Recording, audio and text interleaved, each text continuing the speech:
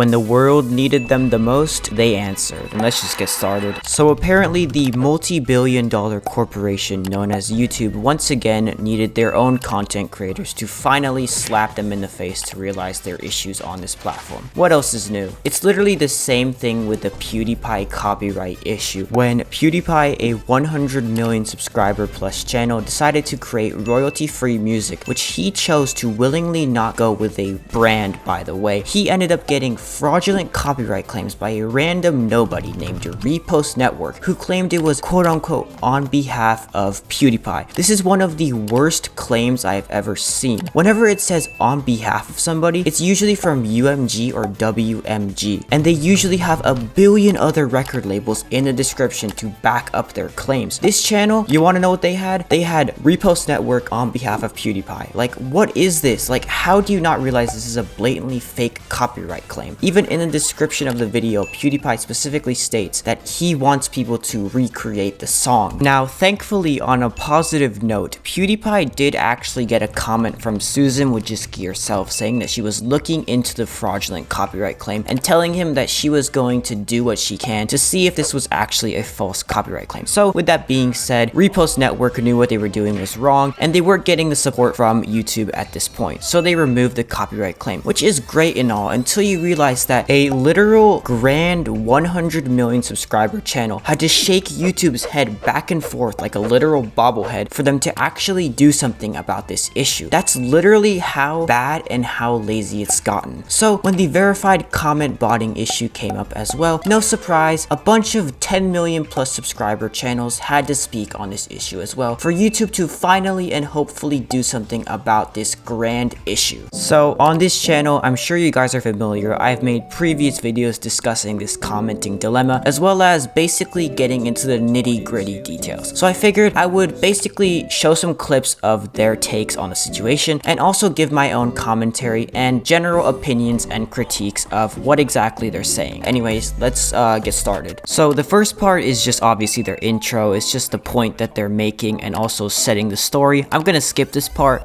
Charlie is just a face cam YouTuber. He doesn't really use clips anymore, I believe, unlike Jackscepticeye on the other hand, who basically has his intro like kind of like edited like it's in Adobe Audition. I'm assuming Jacksepticeye has an editor for that, hence why he's able to do it, but you know what, to each their own. So let's skip this part.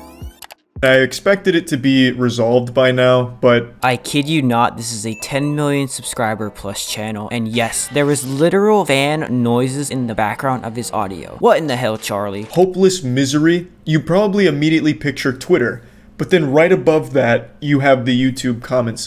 So Charlie, on the other hand, doesn't really call out any names, which in parts 1 and 2, that's what I generally try to do. I try to avoid naming names because after all, that's literally all these loser clout chasers want. But Jacksepticeye, on the other hand, actually gives examples of the commenters and actually names, somewhat names, I guess you can say. They're not really trackable because obviously the names are like literal one-letter words, but yeah. So it's kind of similar to part 3 of my commenting video where I actually specifically outed out one specific guy and literally named all of his hypocrisies and all of his literal crimes, because let's be real, this guy is a scammer, groomer, a literal creep against women who sexually harasses people online and literally scams organizations and their fans. Like, bro, you are an absolute loser. The funniest part is when this guy tried making an apology video and somehow thought that people would actually have sympathy for him. Like, no, nobody feels sorry for you. You bought a channel, gained all your subscribers through clout chasing and copying comments. You literally didn't even gain a single subscriber. You're worse than Minilad, EDP, and all the other predators combined, because at least these people, before they were caught, they worked their asses off on their milestones. If you leave a comment on any YouTube video, including this one, I guarantee it, if you leave any comment,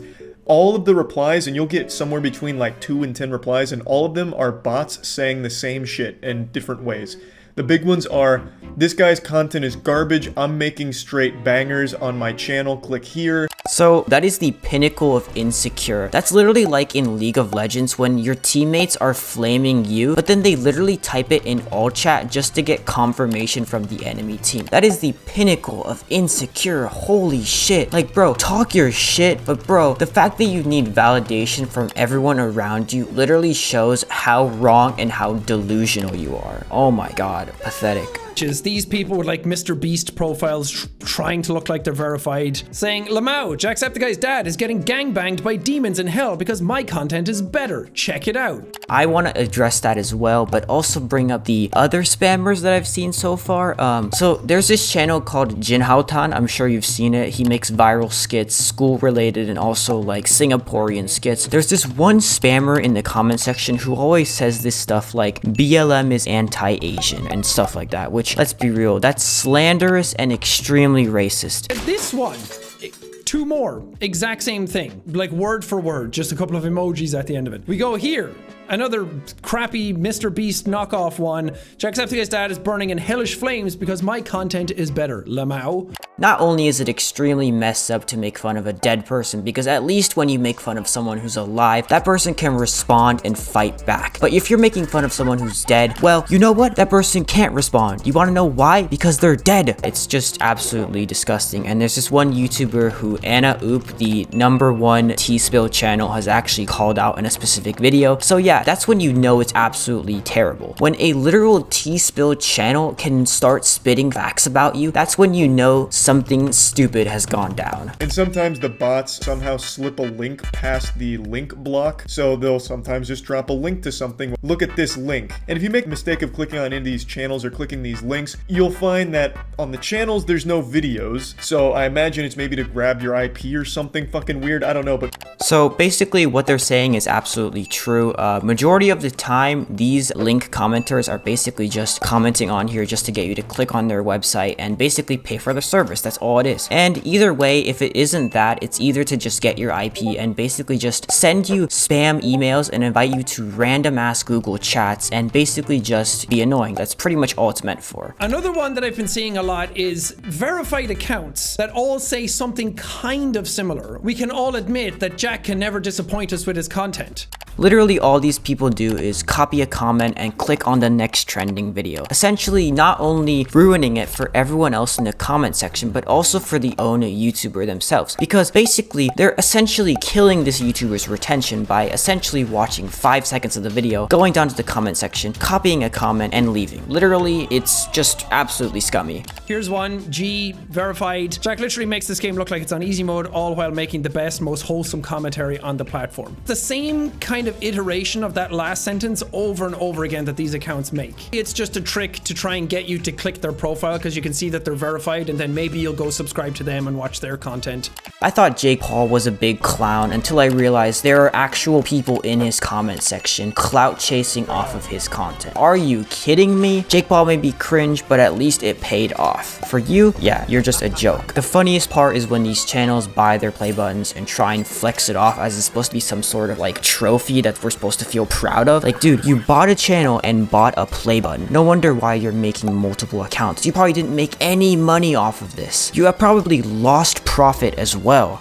When you go to your top comments and you see these people saying nice things and it's like, oh, 49 replies. Cool, let's see what people are saying. Like, I'm genuinely interested. I want to see feedback. I want to interact with my community and actually talk to them and see what people are saying and interacting with each other. I want to actually be able to interact with my community. I want to be able to go to my comments and see genuine, unique comments from people. Personally, in my opinion, regardless of the verified bots, using comments is probably one of the best ways to engage as a content creator, a viewer, and as someone who generally wants to keep in touch with their audience as well. That's why generally on videos that I have the most amount of views on, I'll put down a pinned comment linking basically most of my like videos and all that stuff, because it's a lot more effective than putting YouTube cards or like end screens or like descriptions, because not everyone watches to like the end of the video, let's be honest, and most people don't really check the description of a video unless you specifically tell them to do so, and YouTube cards aren't really that useful when you're a small creator, so using a pinned comment is probably one of the best ways to like promote your other productions and stuff like that, because when people are watching a video, the comments is the first thing they'll check, so then they'll see the pinned comment with all your other like videos on there, and then maybe out of curiosity they might actually end up clicking on it. So in a sense, using comments as engagement isn't necessarily necessarily a bad thing. The problem is that these verified clout chasers are basically abusing it to the point where it's not even like fun anymore. It's actual cancer. And I don't have like the real solution here. I don't have the answers. I just wanted to talk about the problem. There is no solution at the moment. There's not a whole lot I can do. This would have to come from YouTube's end as a platform-wide change in how they identify what are and are not bots. That's like the only way to stop it. And I don't know if that's coming anytime soon. I don't even know how they do it if they tried.